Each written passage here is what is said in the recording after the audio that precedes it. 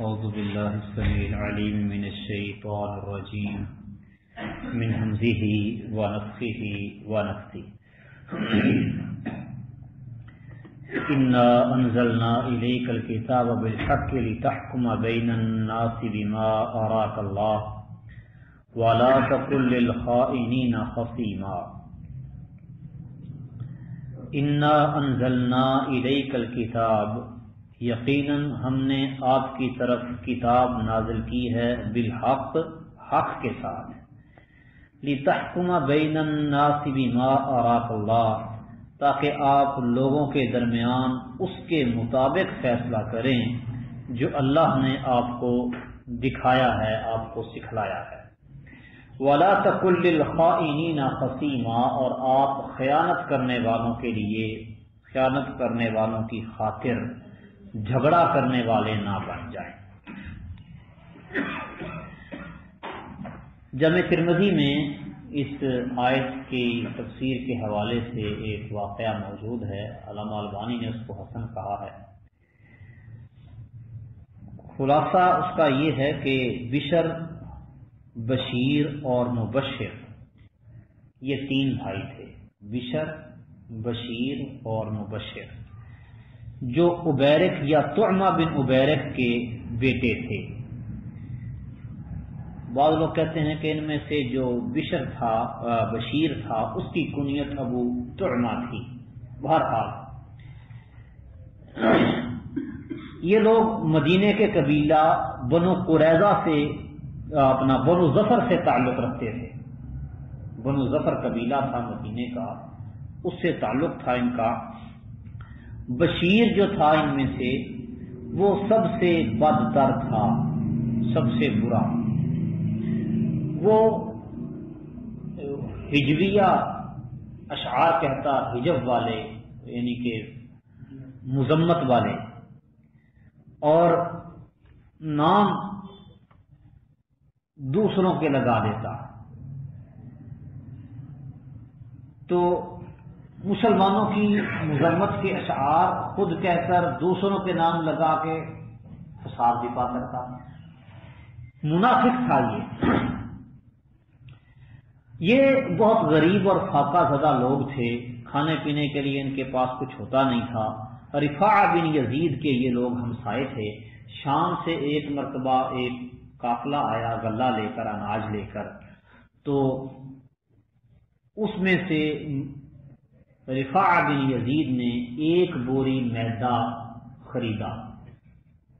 میدا، اب ہوتا یہ تھا کہ مدینے کے لوگ آٹا کھاتے تھے، میدا نہیں کھاتے تھے عام طور پہ۔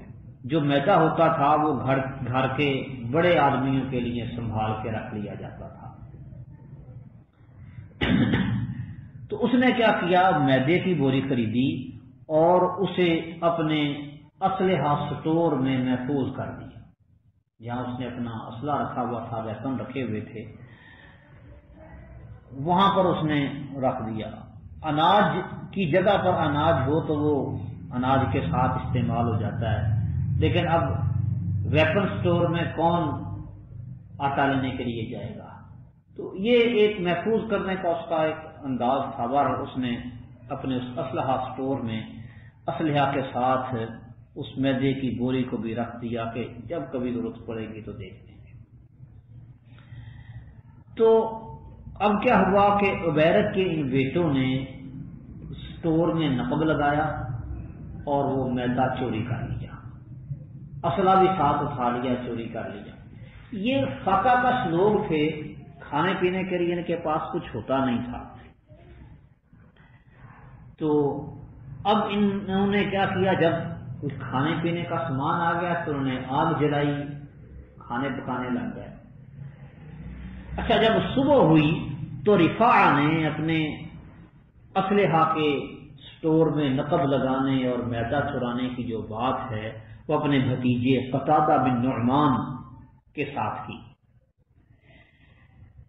اب تفتیش شروع ہوئی تو پتہ چلا کہ بنو عبیرک نے رات آگ جلائی تھی۔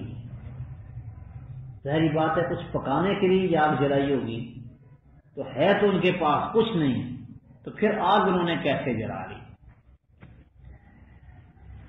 تو یہ شخص گزرا کہ رفاع کے معدے سے ہی انہوں نے کھانا وغیرہ تیار کیا ہوگا، تو اس لیے انہوں نے آگ جلائی۔ خیر بنو عبیرق کا جب یہ راز فاش ہوا تو انہوں نے چوری کا اسلحہ اور وہ دوسرا سامان جو بھی تھا میدا وغیرہ وہ ایک یہودی کے گھر میں پھینک دیا۔ اب یہ ظاہر انہوں نے اسلام کیا ہوا تھا، وہ اٹھا کے یہودی کے گھر پھینک دیا۔ ان کے قبیلے بنو ظفر کے کچھ لوگوں نے نبی صلی اللہ علیہ وسلم کے پاس پہلے ہی پہنچ کر کیا کیا کہ شکایت کی، رفاع بن زید اور اس کے بھتیجے نے ہمارے ایک گھر والوں پر جو ایماندار اور نیک لوگ ہیں ان پر چوری کا الزام لگا دیا۔ قتادہ کہتے ہیں کہ میں نبی کریم صلی اللہ علیہ وسلم کے پاس آیا تو آپ نے فرمایا تم نے بلا دلیل نیک لوگوں پر چوری کا الزام لگا دیا ہے۔ ان لوگوں نے مشہور کر دیا کہ مسروقہ سامان یہودی کے گھر سے نکلا ہے، کیونکہ پھینکا تھا تو پراپیگنڈا بھی کر دیا۔ تو اس پر یہ آیات نازل ہوئی۔ اس میں اللہ تعالیٰ نے معاملے کی حقیقت کھول دی تاکہ کوئی یہ نہ کہے کہ جرم تو بنو عبیرق کا تھا لیکن مجرم یہودی کو بنا دیا گیا ہے، کیونکہ وہ اپنا نہیں تھا۔ یہ بنو عبیرق اپنے تھے، ظاہری مسلمان تھے، چاہے اندر سے یہ منافق بھی تھا، بہرحال ظاہر تو اسلام کیا ہوا تھا کہ اپنوں کے حق میں فیصلہ دے دیا ہے۔ تو اس لیے نبی صلی اللہ علیہ وسلم کے انصاف پر بہت بڑا دھبا آ سکتا تھا۔ تو اس پر اللہ تعالیٰ نے یہ آیات نازل کی، انا انزلنا الیک الکتاب بالحق، ہم نے کتاب آپ کی طرف حق کے ساتھ نازل کی ہے، لتحکم بین الناس بما اراک اللہ، تاکہ آپ لوگوں کے درمیان اس کے مطابق فیصلہ کریں جو اللہ تعالیٰ نے آپ کو سکھایا اور دکھایا ہے۔ وَلَا تَقُلْ لِلْخَائِنِينَ خَصِيمًا، اور خیانت کرنے والوں کی خاطر آپ جھگڑا نہ کریں۔ اس سے مراد یہ تھا کہ جو عبیرق کے بیٹے ہیں آپ ان کی حمایت نہ کریں۔ تو اس سے یہ بھی پتہ چلتا ہے کہ نبی صلی اللہ علیہ وسلم عالم الغیب نہیں، عالم الغیب ہوتے تو اللہ تعالیٰ کو یہ فرمانے کی ضرورت ہی نہیں تھی، وَلَا تَقُلْ لِلْخَائِنِينَ خَصِيمًا۔ وَاسْتَغْفِرِ اللَّهَ، اور اللہ سے بخشش مانگیے، إِنَّ اللَّهَ كَانَ غَفُورًا رَحِيمًا، یقیناً اللہ تعالیٰ ہمیشہ سے ہی نہایت بخشنے والا نہایت مہربان ہے۔ یعنی جو حمایت آپ نے کی اس کی مغفرت طلب کریں۔ تو ایک دوسرا معنی یہ بھی ہے کہ جو گناہ گار ہیں ان کے لیے اللہ تعالیٰ سے بخشش طلب کریں، ان گناہ گاروں کے لیے اللہ تعالیٰ سے معافی مانگیں کہ ان سے چلو گناہ ہو گیا ہے تو اللہ تعالیٰ ان کا گناہ معاف کرے۔ اس سے معلوم ہوتا ہے کہ بعض اوقات قاضی ایک فریق کی چرب زبانی کی وجہ سے اس کے حق میں فیصلہ کر دیتا ہے، حالانکہ وہ حق پر نہیں ہوتا۔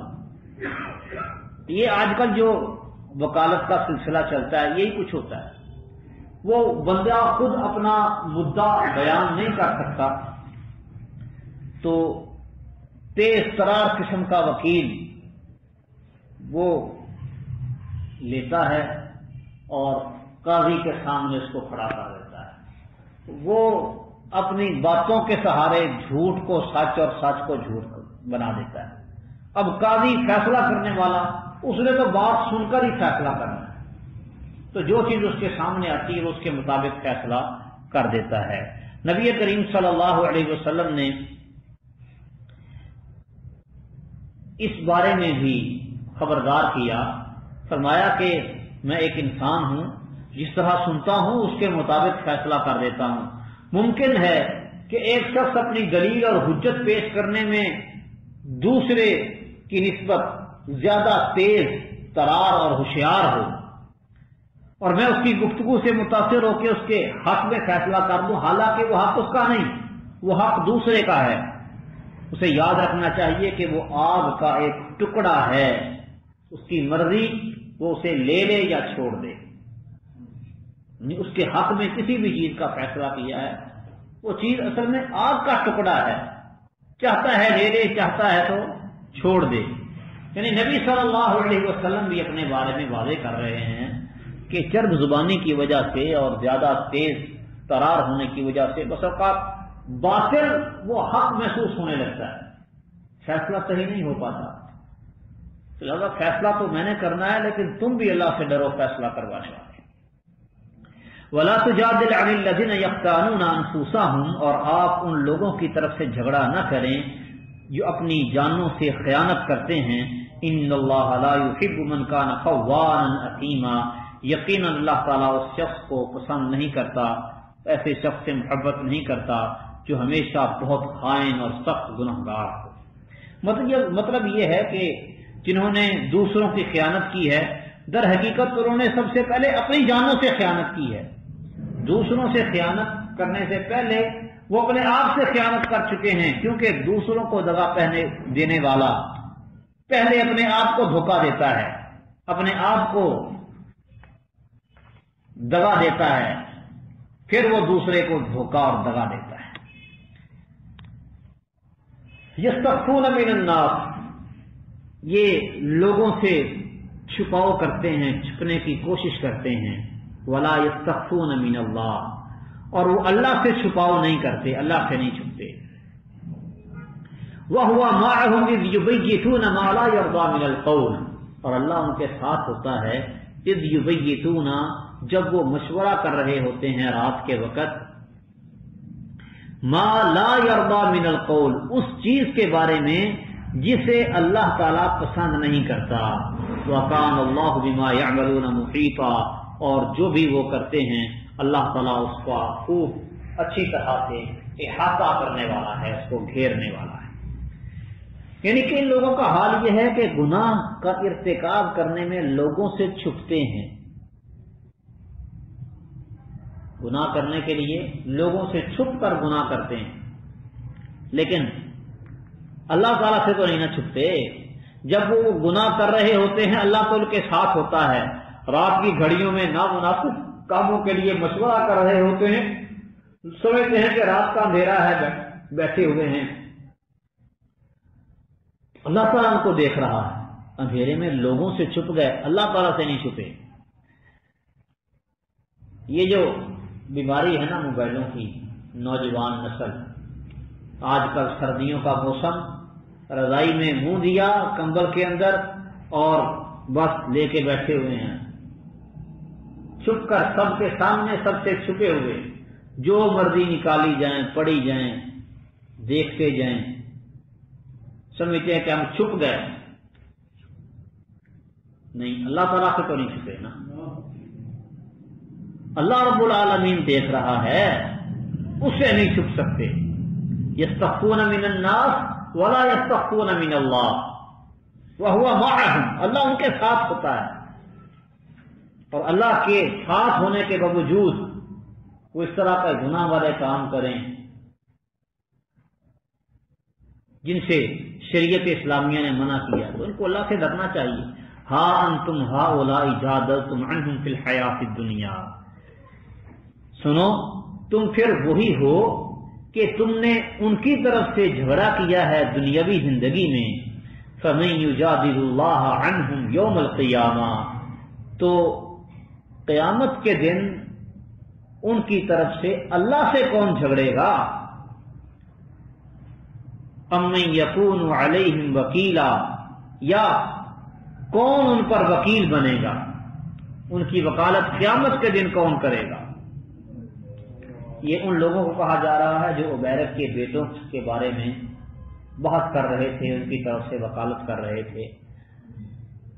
آج بھی لوگ دیدہ دانستہ جانتے ہوتے ہیں کہ کام ٹھیک نہیں ہے، لیکن پھر بھی غلط کام میں بھی دوسرے کی وکالت کرتے ہیں، بحث کرتے ہیں، کبھی پیسے کی لالچ میں، کبھی خاندان اور برادری کی وجہ سے، کہ جی کبھی یاری دوستی میں، چاہے اپنے بندے نے ظلم کیا بس ٹھیک ہے ہمارا کچھ لگتا ہے نا، لہذا دوسرے پر چڑھائی کر دو۔ فرمایا قیامت کے دن اللہ تعالیٰ سے کون جھگڑے گا؟ ان کی طرف سے کون اللہ کے سامنے وکالت کرے گا؟ وَمَن يَعْمَلْ سُوءًا أَوْ يَظْلِمْ نَفْسَهُ، اور جو کوئی بھی برا کام کرے یا اپنی جان پر ظلم کرے، ثُمَّ يَسْتَغْفِرِ اللَّهَ، پھر اللہ تعالیٰ سے بخشش مانگے، يَجِدِ اللَّهَ غَفُورًا رَحِيمًا، تو وہ اللہ کو بے حد بخشنے والا نہایت مہربان پائے گا۔ نبی کریم صلی اللہ علیہ وسلم فرماتے ہیں کہ کوئی آدمی گناہ کر لے، پھر اچھی طرح وضو کرے اور اللہ تعالیٰ سے معافی مانگے، تو اللہ سبحانہ و تعالیٰ اس کو ضرور معاف کر دیتے ہیں۔ پھر نبی صلی اللہ علیہ وسلم نے یہ آیت پڑھی، والذین اذا فعلوا فاحشۃ او ظلموا انفسهم ذکروا اللہ فاستغفروا لذنوبهم فمن یغفر الذنوب الا اللہ، کہ وہ لوگ جب کوئی بے حیائی والا برائی والا کام کر لیتے ہیں یا اپنی جانوں پر ظلم کرتے ہیں تو اللہ کو یاد کرتے ہیں اور اپنے گناہوں کی بخشش مانگتے ہیں، تو اللہ تعالیٰ ان کو معاف کر دیتا ہے۔ اللہ کے سوا کون ہے جو گناہوں کو بخشے؟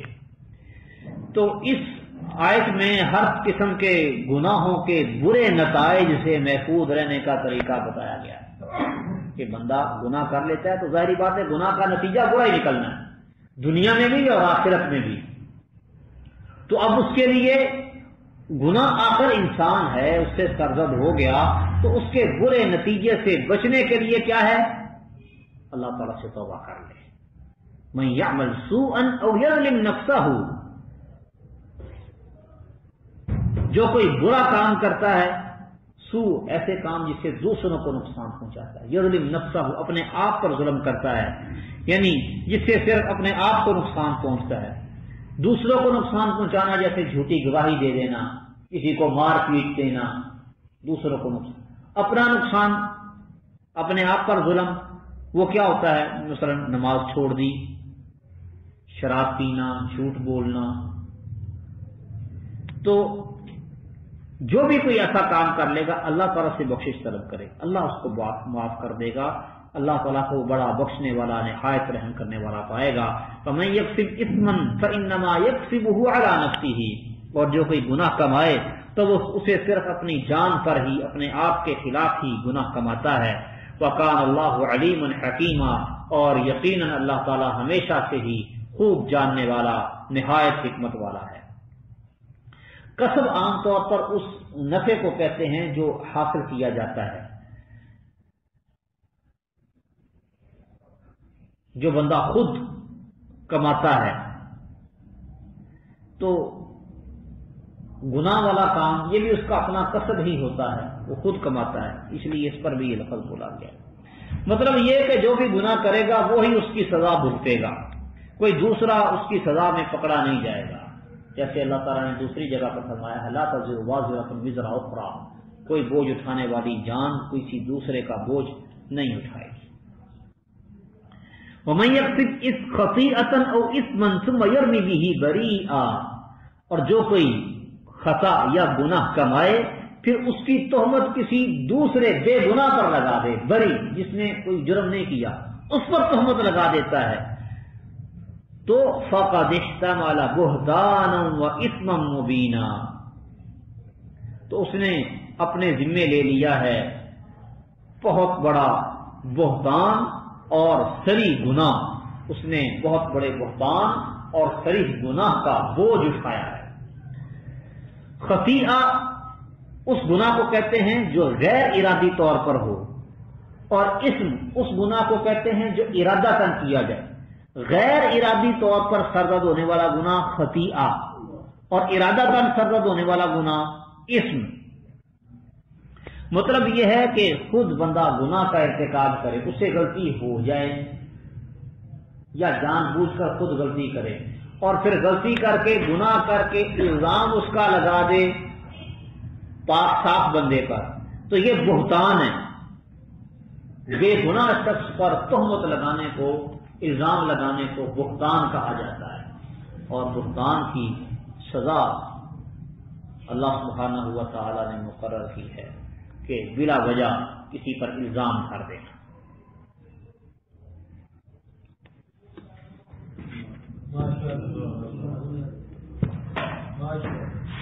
سبحان اللہ سبحان اللہ